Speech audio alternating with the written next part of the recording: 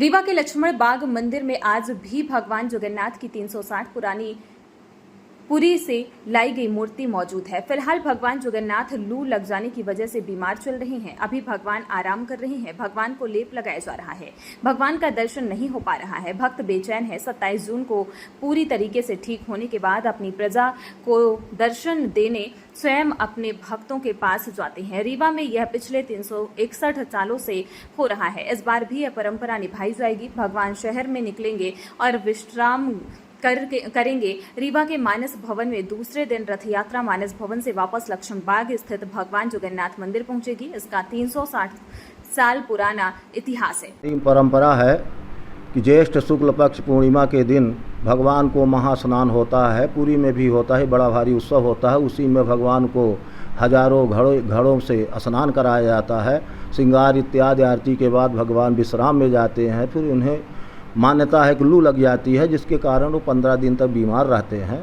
16वें दिन वो ठीक हो करके उनका साज श्रृंगार होता है और फिर जो है आषाढ़ द्वितीया को, शुक्ल पक्ष द्वितीया को भगवान जो है सभी को दर्शन देने के लिए निकलते हैं और बड़ा उत्सव के रूप में हम मनाते हैं। जो यहाँ मूर्तियाँ हैं भगवान की कितनी पुरानी हैं? ये तो अपने यहाँ 350 वर्ष पुरानी मूर्तियाँ हैं।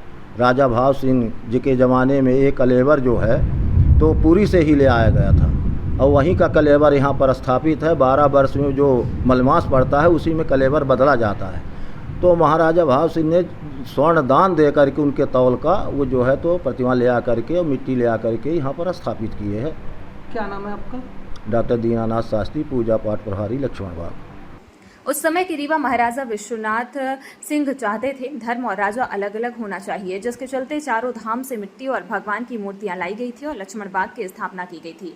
मूर्तियों को यहां पर स्थापित किया गया था। बदलते वक्त के साथ राजघरानों के राजाओं के साथ लक्ष्मण बाग का इतिहास भी बदलता गया। बात 1664 की है, जब उस समय रीवा राजा ने थे महाराजा भाव सिंह, जिन्होंने पूरी से भगवान जगन्नाथ की मूर्ति लाकर रीवा में स्थापित की थी। भगवान जगन्नाथ की मूर्ति पुरी में हर 12 साल में बदल जाती है। महाराजा भाव सिंह मूर्ति लेकर रीवा पहुंचे। यहां उन्होंने ऐतिहासिक लक्ष्मण बाग में मूर्ति की स्थापना करवाई और पुरी के तर्ज पर रीवा में भी रथ यात्रा निकालने लगी।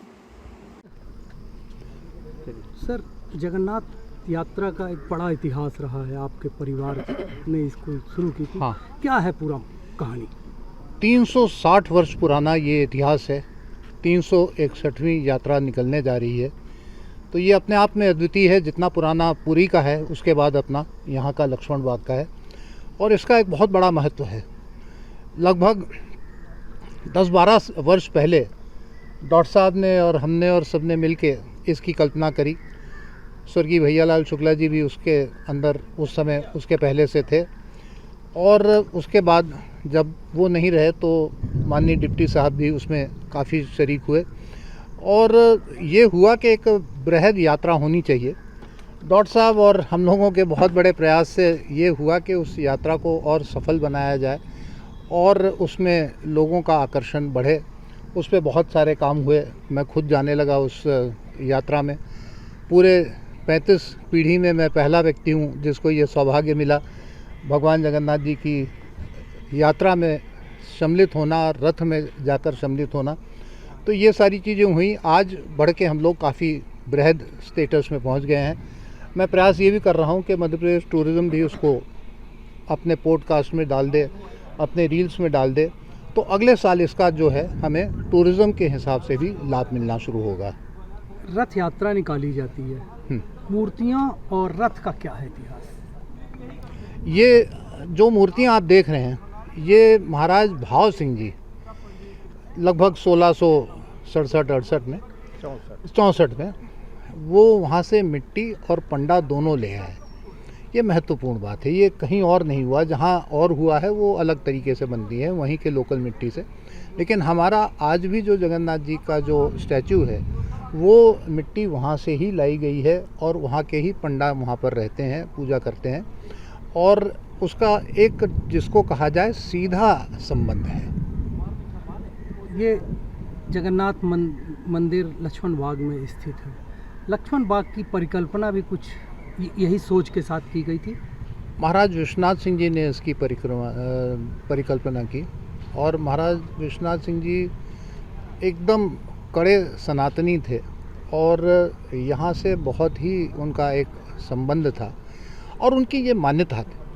महाराज विश्वनाथ सिंह एक कवि तो थे ही थे, एक लेखक तो थे ही थे जिन्होंने आनंद रघुनंदन लिखा, लेकिन उसके साथ साथ एक बहुत अच्छे राजनेता भी थे और राजनीतिक सोच उनकी बहुत दूरदर्शिता वाली थी। और उन्होंने ये करा कि धर्म और राजा दो अलग अलग होने चाहिए। एक ये धर्मार्थ स्थान होना चाहिए, तीर्थ स्थान होना चाहिए और ये धर्म स्थल हो और वो कार्यस्थल हो। तो उन्होंने किला और धर्म के संस्थानों को अलग करा और यहाँ धर्म गुरु की प्रतिष्ठापना हुई।